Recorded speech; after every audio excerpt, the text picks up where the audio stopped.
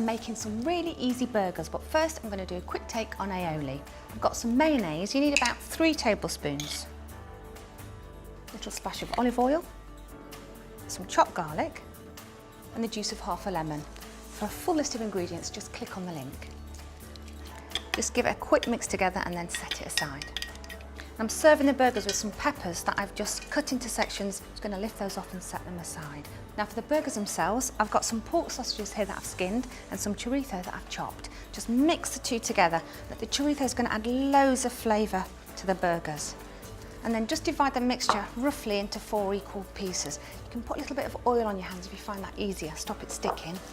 Because the burgers tend to shrink inwards, it's a good idea to pat them out till they're quite large and thin. Dab a little bit of oil onto the surface of all of them just to make sure they don't stick.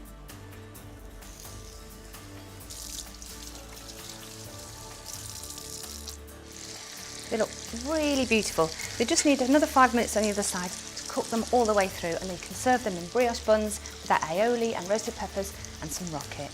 For more lovely recipes, don't forget to subscribe.